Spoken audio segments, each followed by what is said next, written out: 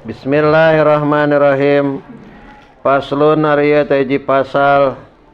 wa awwalu nisabil baqari jeung ari kawitan nisab sapi salasuna eta 30 payajibu maka wajib piha dina itu salasuna wa fi ba'din nusai jeung eta tetep dina sapalih pirang-pirang salinan matan ari lapad wapihi jeung eta tetep dina itu nisab ae an nisabi tegasna dina nisab tabiun ari hiji sapi tabi ibnu sanatin tegasna anak sapi jalu umur sataun wadahola jeung asup itu ibnu sanah pisaniati dina tahun kedua sumia dingaranan itu ibnu sanah bidalika ku itu tabiun litabaiyati ummihi karena nunutur kainungna itu ibnu sanah fil mar'a dina tempat ngangon walau ahraja jeung lamun ngaluarkeun jalma tabiatan kana sapi tabi bikang ajjaat tah nyukupkeun ieu tabiah bitorikil aula kalawan jalan leuwih utama.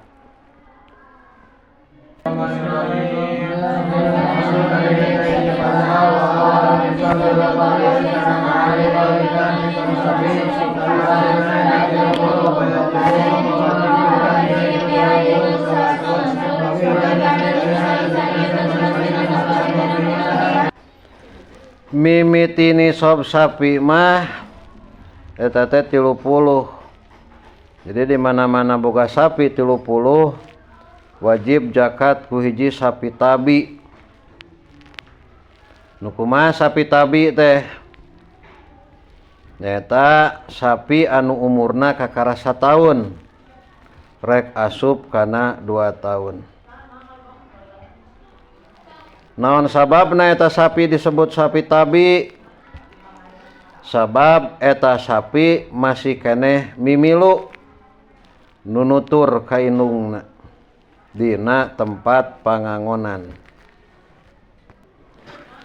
Kumaha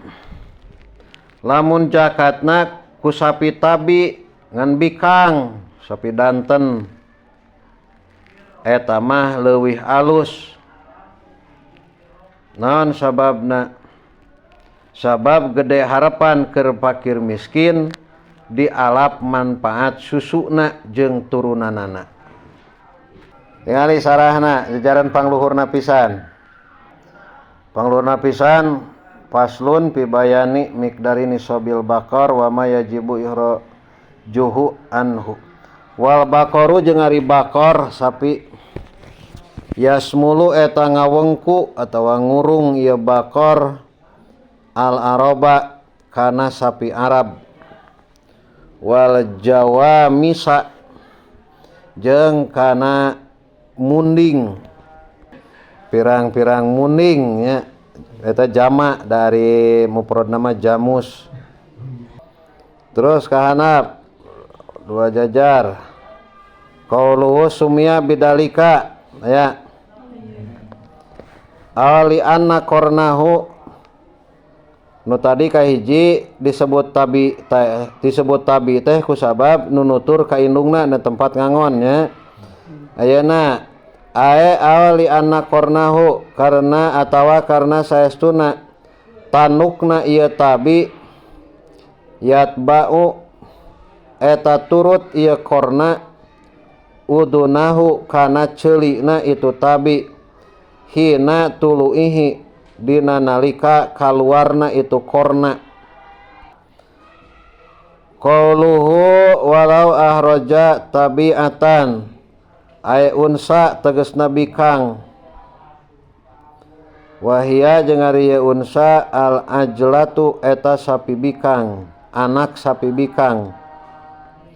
Wa qalu ajjaat bi tariqil aula ay li annaha karna saestuna itu tabi'ah anfa'u eta leuwih manfaat minad dakari tibatan jalu. 5 karena perkara piha anu tetep ma aya dina itu tabi'ah minad durri nyatana tina cai susu wan nasli jeung turunan. Wayajibu sareng wajib fi arba'ina dina 40 sapi naon musinatun sapi musinah laha anu eta tetep kana ieu musinah sintani sanatani ari 2 tahun wadaholat jeung asup itu musinah pisalisati dina tahun katilu. Sumiat dingaranan itu musinah bidalika ku itu musinah litaka muli asnaniha karena sampurna pirang-pirang huntukna itu musinah. Walau ahraja jeung lamun ngaluarkeun jalma an arba'ina tina 40 tabi aini kana 2 sapi tabi ajja'a tah nyukupkeun itu ikhraj hu kajalma ala sahihi netepan kana kaul sahih.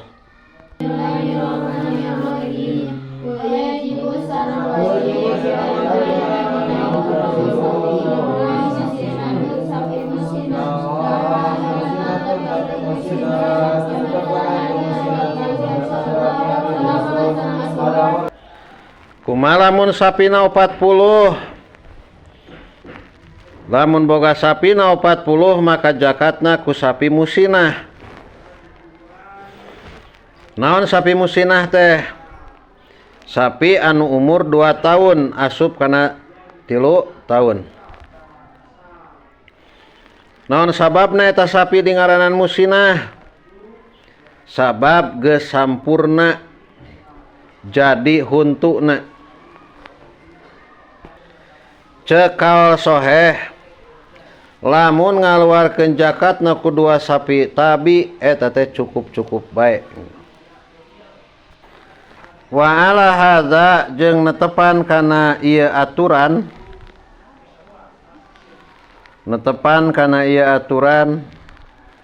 abda'a abadan dina salawasna pakis maka kudu ngiaskeun anjeun. Wapi mi'atin jeung eta tetep dina 100 wa isrina jeung 20 salasu musinnatin ari 3 pirang-pirang sapi musinah au arba'atu atbi'atin atawa 4 pirang-pirang sapi tabi.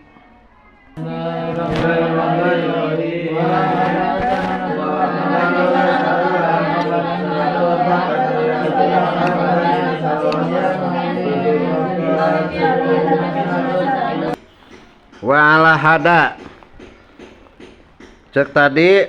kulantaran dina tiap 30 zakatna sapi tabi 40 zakatna hiji sapi naon musinah maka pakis pek we kiaskeun anak kieu lamun boga sapina 60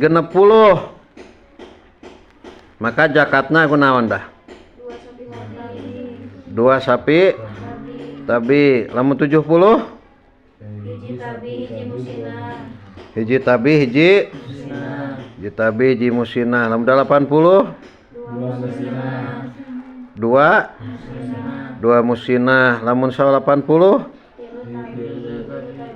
100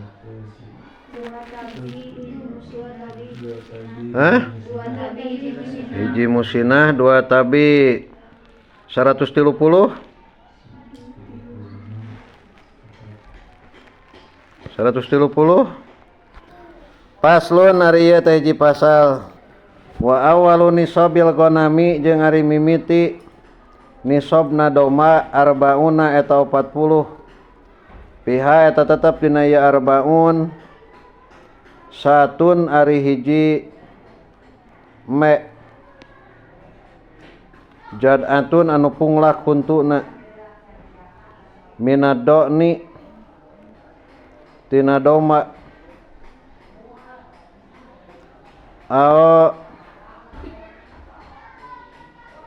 saniatin atawa anu punglak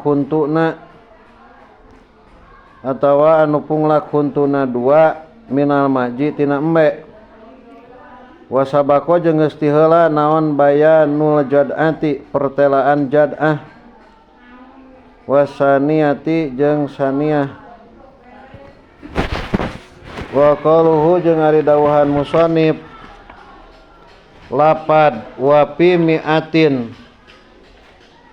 eta tetep dina 100 wa ihda wa isrina jeung 21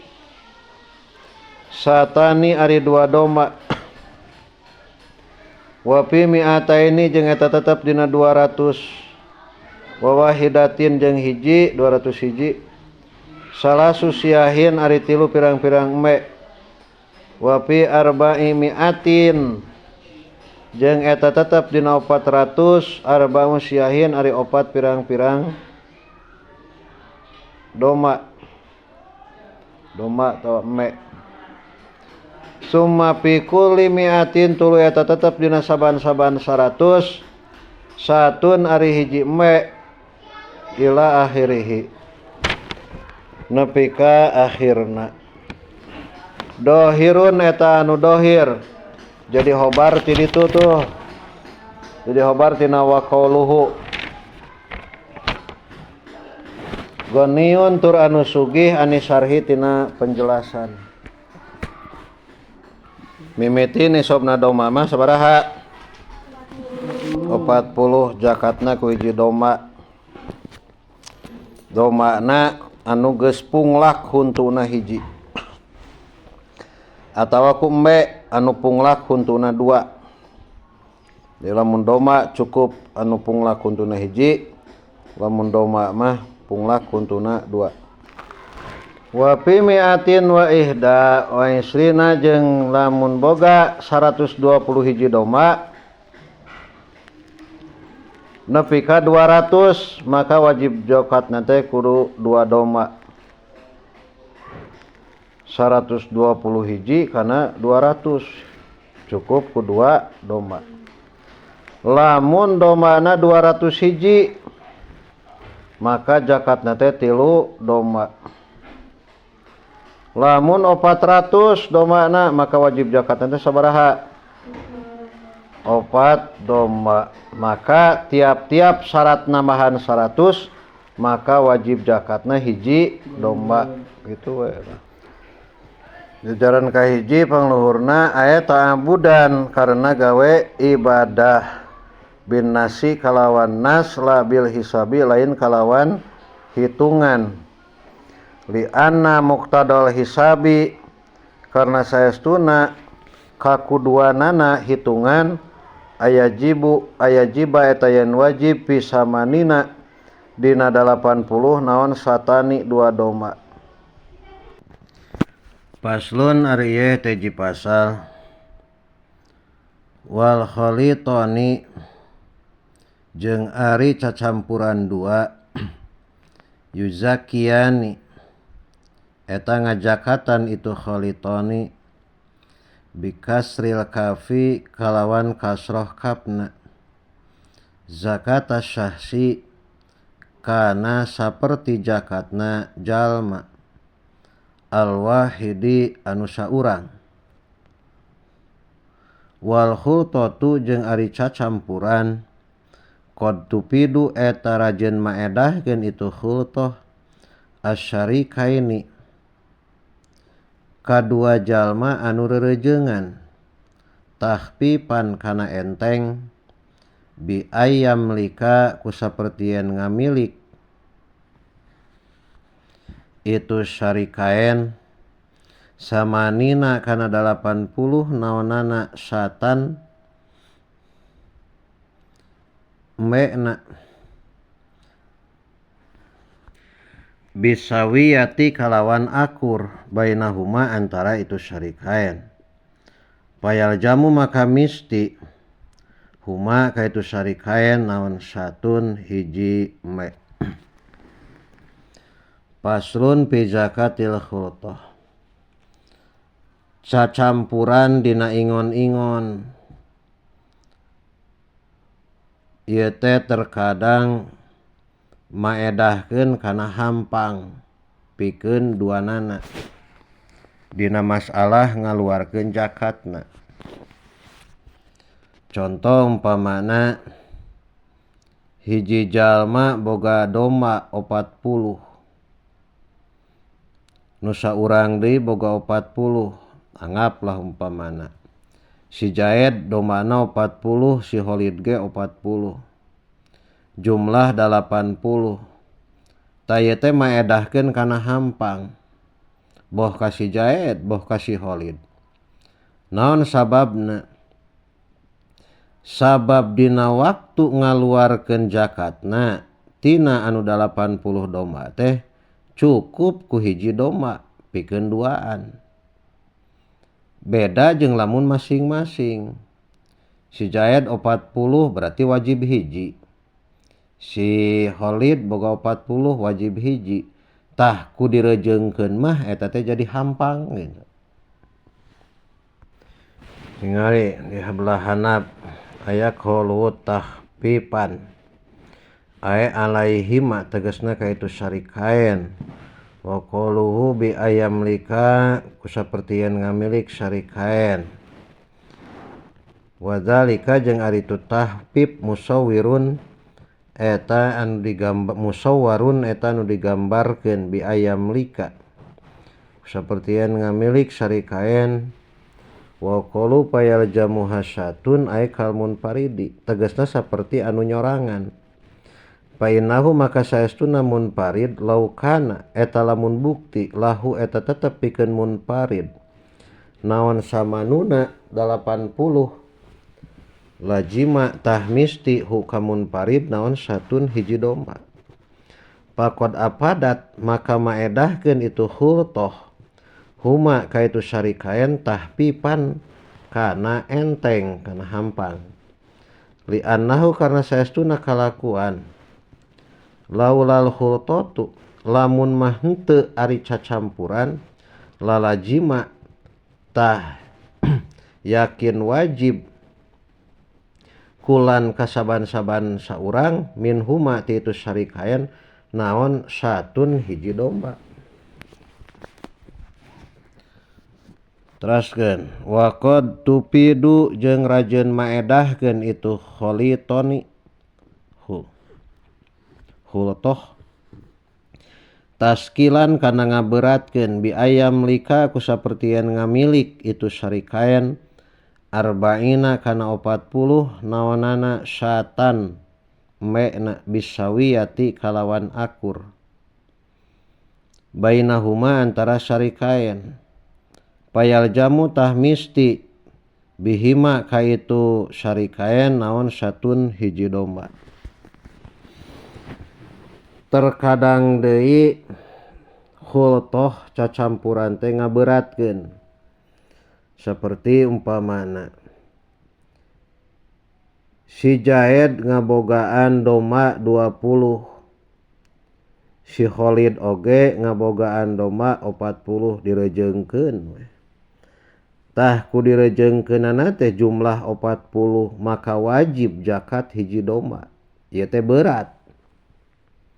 naon sababna sabab lamun teu rerejeungan mah kaduanana oge teu wajib zakat gitu da si Jaed ngan ukur boga 20 si Holid ukur boga 20 ku sabab direjeungkeun ku sabab khultoh maka jadi wajib zakat duanana satengah ewang gitu hiji domba kuduaan tah ieu maedahkeun kana taskil kana ngaberatkeun tuluikeun ningali qauluhu taskilan ay alaihima tegasna ka itu syarikain wa qalu bi ayam lika ila akhirih aya wadalika musawwarun bi ayam lika sami jeung tadi lah tanam wa qalu payal jamu huma satun kalmun paridi li annahu karna saestuna kalakuan laukana eta lamun bukti lahu eta tetep ka itu ahad naon arbauna 40 lajima tah misti huka ahad naon satun hiji doma pakod apadat maka maedahkeun itu hultoh maka nyata maedahkeun itu hultoh huma kasarikaen taskilan kana berat li annahu karna saestuna kalakuan laulal hultotu lamun mah henteu ari cacampuran lam yaljam tah henteu misti wahidan ka saurang min huma ti itu sarikaen naon sayun naon-naon jadi 20 lamun teu dicampurkeun mah teu wajib wa qad tupidu jeung rajeun maedahkeun itu khultoh tahfifan kana enteng ala ahadihima kasalah sahijina itu sarikaen wa taskilan jeung maedahkeun kana berat alal akhari ka anu hiji deui ka ayam lika saperti yang ngamilik sarikaen sataeni kana 60 li ahadihima anu eta tetep kasalah sahijina itu sarikaen sulusuha ari sapertiluna itu sitin walil akhari jeung eta tetep pikeun anu saurang deui sulusaha ari 2/3 itu sitin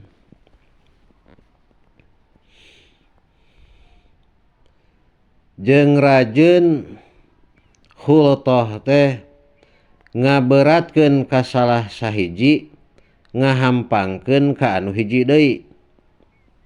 contona siga kieu si Jaed boga doma 40 sedengkeun ari si Khalid 20 campurkeun wajib zakatna sabaraha hiji doma maka si Jaed kudu ngaluarkeun 2/3 taya keur si Jaed jadi hampang da tadina boga 40 kudu nama hiji pan hiji teh kusorangan si Jaed teh kudu nama sedengkeun ari si Khalid 1/3 taya ngaberatkeun naon sababna sabab si Khalid mah boga domana ngan 20 sedangkan ari 20 mah teu wajib zakat gitu. Jadi rerejengan teh terkadang ngaberatkeun ka salah saurang terkadang ngahampangkeun ka salah saurang sarahna qauluhu li ahadihima sulusah ay isruna tegasna 20 palaihi maka misti ka ahad sulusu satin ari sapertilu doma ma'anahu sarta saestuna kalakuan laulal khultotu lamun mah henteu ari cacampuran lam yaljam tah teu misti hu ka itu ahad naon sayun naon-naon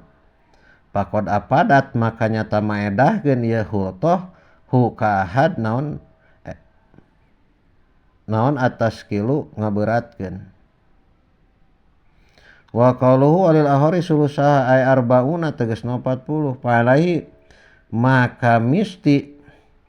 ka ieu akhar sulusa sati ari 2/3 doma ma'anau sarta saestuna kalakuan laulal khultotu lamun mah henteu ari cacampuran lajima tah misti hu ka itu akhar naon as-satu hiji doma kulluha tegasna sakabehna sat pakod apadat maka nyata maedahkeun ieu khultoh hu ka itu akhar at-tahpipa kana enteng tadi luhurna pakod apadat maka nyata maedahkeun itu khultoh hu ka ahad atas kila kana berat ngaberatkeun wa qad la tupidu jeung rajeun teu maedahkeun itu khultoh tahpifan kana hampang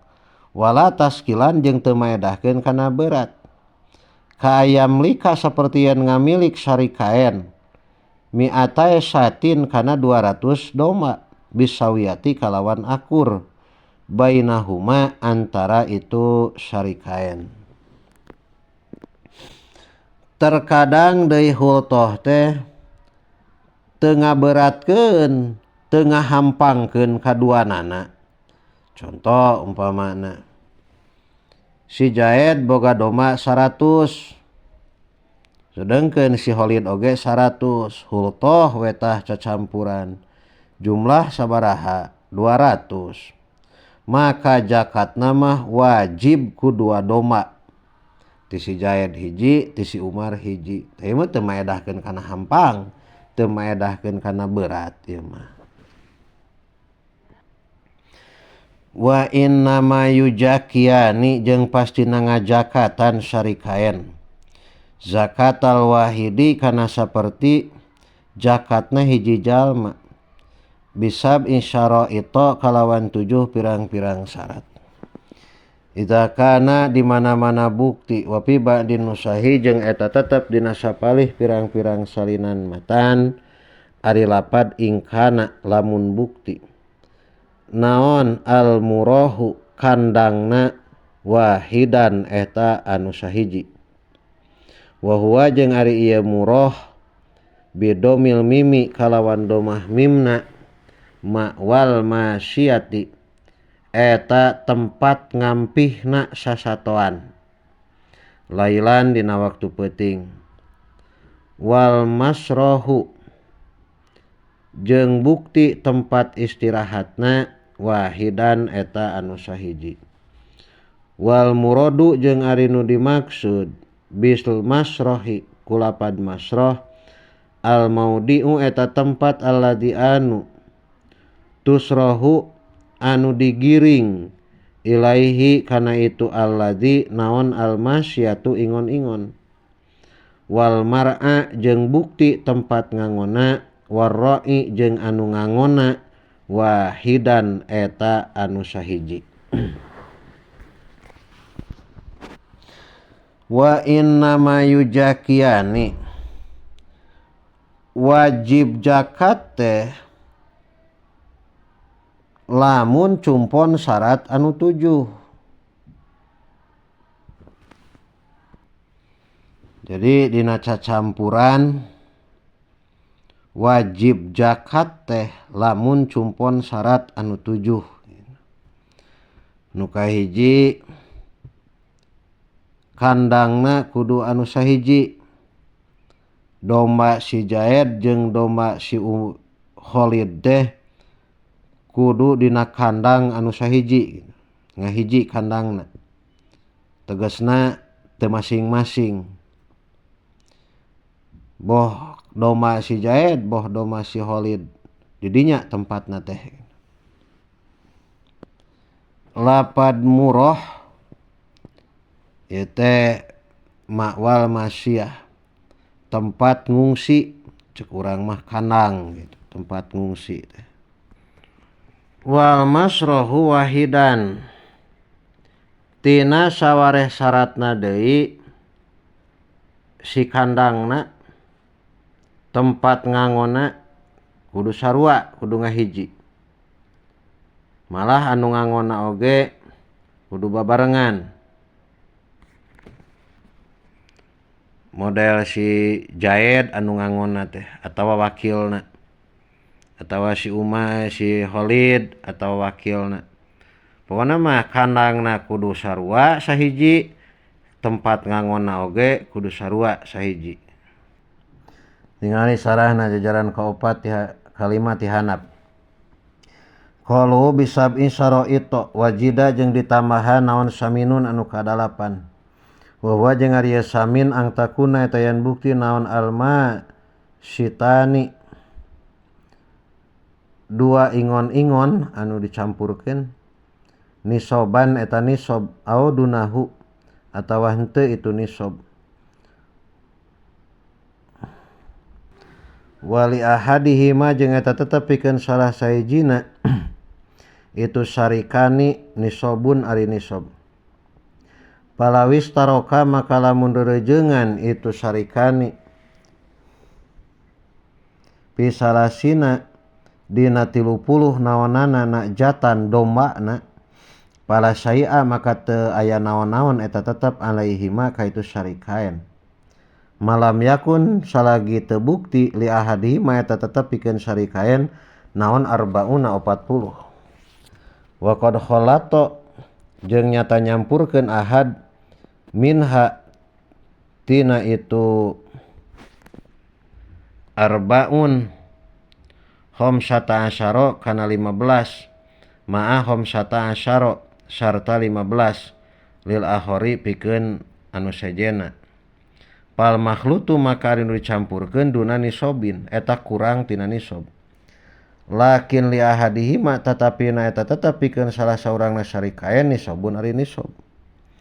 Wajida jeung ditambahan aidon deui naon tasiun anu kasalapan wa jeung ari tasi madol hauli eta geus liwat haul min waqtil khultati tina waktu cacampuran. Zakana di mana-mana bukti naon almalu hartana haulian eta bangsa haul. Palau malaka maka lamun ngamilik sahakulun saban-saban saurang min huma ti itu syarikain arba'ina kana 40 naonana satan domana fi awalil muharrami dina mimiti bulan Muharram. Wa khalato jeung nyampurkeun itu syarikain min awali soparo tina mimiti bulan Sopar. Pala khultota tahta aya cacampuran eta tetep fil haulil awali dina haul anu awal. Paida jaa maka di mana-mana datang naon al muharram bulan Muharram wajaba tah wajib ala kulin kasaban-saban sahiji min humati itu syarikain naon satun hiji domba. Sumayu jakiani tuluy ngajakatan itu syarikain jakatal khultati kana saperti jakat cacampuran. Pil ahwali dina pirang-pirang tingkah al mustaqbalati anu kaharep. Wa asirun jeung ditambahan naon asirun nu ka-10 wa jeung ari asir ayakuna eta yan bukti itu syarikain min ahli zakati eta tetep ti ahli zakat. Kama saperti perkara marat anu geus kaliwat naon il isaratu ngisarahan bi ilahi kana itu umat. Pa jumlatus suruti maka ari jumlahna pirang-pirang syarat asyaratun eta aya 10. Wal pahlu jeung bukti jaluna anu macekna wahidan eta nu sahiji ai ini tahada tegasna narima sahiji naon nauul masyati warna sasatoanana pa ini talapa atuh lamun narima beda-beda naon nauuha warna na itu masyah kadonin seperti doma wa majin jeung embe paya juju maka menang naon ayakuna yen bukti likulin eta tetep pikeun saban-saban sahiji min huma ti itu syarikain naon pahlun jalu yatriku anu ngajalangan ieu pahlun masyatahu kana ingon-ingona itu kulun likulin. Tadi teh nomor hiji 2 jeung 3. Nomor hiji kandangna kudu sarua, 2 tempat ngampihna kudu sarua, tempat ngangonna kudu sarua, katilu anu ngangonna kudu sarua. Anu kaopat syarat kaopat jaluna ge kudu sahiji tapi sahiji sote lamun akur dina naona antara umpamana domba si Jaed jeung domba si Khalid. Kumaha lamun beda-beda naona umpama si Jaed mah domba sedengkeun ari nu si Khalid mah embe maka eta mah meunang beda jaluna. Tinggal qaluhu wal pahli ay az-zakari tegasna jalu alladzi anu yadribu anu ngajalangan ieu alladzi almasyata kana ingon-ingon. Wa qalu wahidan almuradu bikonihi ari nu dimaksud bikoni kalawan buktina tu pahlu wahidan eta anu sahiji alla tahtaso eta yen teu narima tangtu naon masyatu ahadihima ingon-ingon salah sahijina itu sarikaen bipahlin kalawan jalu wa tahtasu jeung narima tangtu naon masyiatul akhari ingon-ingon anu sejena bipahlin kalawan jalu wa ing ta'adada jeung lamun bing-bilangan itu pahlu wa kasuro jeung loba itu pahlu bihaisu yakunu kalawan sakira-kira bukti itu pahlu mursalan eta dilepaskeun dikencarkeun yanju anu ngajalangan ieu pahlu ala kulin kana saban-saban sahiji minal masyiataini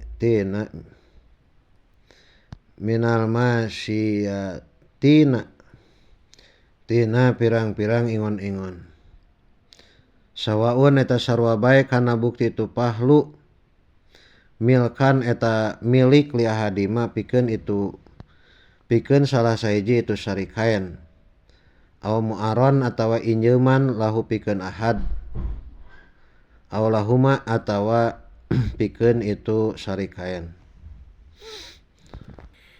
kahanap liwatan sajajar palayus tarotu maka teu disyaratkeun naon kono buktina itu pahlu wahidan eta nu sahiji bil makna kalawan makna sabikeun nu ti heula wala yaduru jeung teu madarat naon ikhtilafuhu narima beda-bedana itu pahlu li darurati karena darurat hina idin dina nalikana itu ikhtilaf wa qaluhu yatruku bidomiro kalawan domah rona min babi dakhala kama fil muhtar wal masrobu jeung bukti tempat nginumna ay alladzi anu yasrobu anu nginum minhu tina itu alladzi naon almasyatu ingon-ingon kaainin seperti cai nyusu aw nahrin atawa cai wahangan aw ghairihima atawa salian itu ain wa nahar wahidan eta anu sahiji wa qalu jeung adohan musannif lapad wal halibu salahnya syarat kalima kudu akur tempat nginumna jadi antara doma si Jaid jeung doma si Khalid teh kudu akur tempat nginumna lamun teh mah di cai nyusu sarua lamun teh mah di walungan sarua gitu. Wal halibu jeung bukti saha al halibu jalma anu meresna wahidan eta nu sahiji huwa eta ari itu qauluhu ahadul wajhaini eta salah sahiji tina dua jalan fi hadhil mas'alati dina ieu masalah wal asoh jeung ari kaul asoh adamul ittihadi eta teu aya syarat ngahiji fil halibi di jalma anu meresna wa kadza jeung eta nya kitu deui saperti itu adamul ittihad al mihlabu ari wadah persan bikasril mimi kalawan kasroh mimna wa jeung ari mihlab al inau eta wadah alladzi anu yahlibu anu sok meres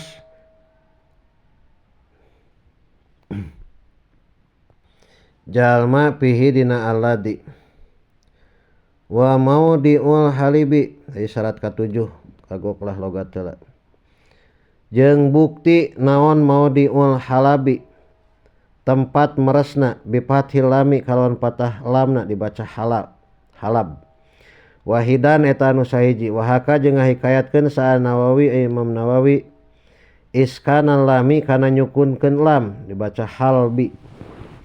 wa huwa jeung ari itu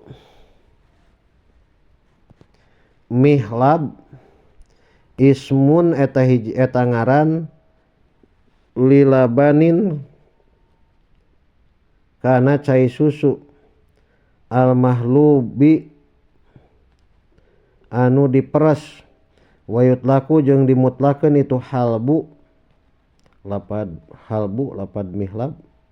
alal masdari netepan kana makna masdar. Wa qala jeung ngadawuh sabadum sapalih ulama huwa ari itu halabu al muradu eta nu dimaksud huna dina ieu bab. Qaluhu wal halibu ieu syarat kagenep. Jalma anu meres cai susuna kudu sahiji. Jadi ieu syarat kagenep ceuk musannif matan gitu. Tapi ceuk kaul asoh mah teu kudu sahiji jalma anu meresna mah gitu. Malah wadahna ge kudu sahiji. Tapi bisa bae wadahna mah beda-beda oge. Kesimpulanna pokona mah ceuk musannif matan bahwa jalma anu meres kana cai susuna kudu sahiji gitu.